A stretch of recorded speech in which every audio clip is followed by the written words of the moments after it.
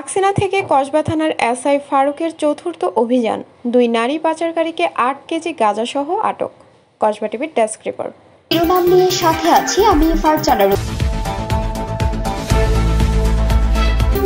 Kasba TV, হৃদয়ে বাংলা। আফরোজা হাসির সহযোগিতায় এখন বিস্তারিত। ব্রাহ্মণবাড়িয়া জেলার পুলিশ সুপার মোহাম্মদ জাভেদুর রহমানের নির্দেশনা এবং কসবা থানা অফিসার ইনচার্জ মোহাম্মদ আব্দুল কাদেরের সার্বিক তত্ত্বাবধানে কসবা থানা এলাকায় মাদক উদ্ধার অভিযান পরিচালনা করা হয়। 8 কেজি গাঁজাসহ 2 নারী পাচারকারীকে আটক করেছে পুলিশ। অভিযান পরিচালনা করেন এসআই নিরস্ত্র মোহাম্মদ ফারুক, সঙ্গীয় এএসআই মাসুদ সরকার ও সঙ্গীয় ফোর্স সহ। 15 ডিসেম্বর দুপুর 2:55 ঘটিকার সময় কসবা থানাধীন কসবা পশ্চিম ইউপিস্থ আকসিনা পূর্বপাড়া সরকারি প্রাথমিক বিদ্যালয়ের পশ্চিম পাশে কসবা টু বায়েক পাকা রাস্তার উপর থেকে 8 কেজি গাঁজা উদ্ধার সহ জব্দ করা হয়।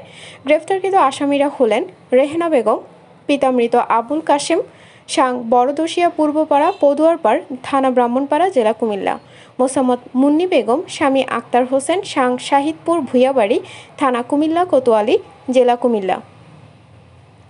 তাদের বিরুদ্ধে কসবা থানায় নিয়মিত মাদক আইনে মামলা রুজু হয়েছে বলে কসবা থানা অফিসার ইনচার্জ মোহাম্মদ আব্দুল কাদের কসবা টিভিকে জানান। আপনারা জানেন আমাদের মাননীয় পুলিশ সুপার মহোদয় কিন্তু এই মাদক নিয়ে উনি কিন্তু জিরো টলারেন্সের অবস্থান এবং আমাদের ওইভাবে উনি ইনস্ট্রাকশন দিয়ে প্রেরণ করেছে মাদককে একবারে জিরো টলারেন্সে নিয়ে আসতে হবে এবং স্যারের ইনস্ট্রাকশন নির্দেশনা মোতাবেক আমরা অভিযানগুলো পরিচালনা করতেছি।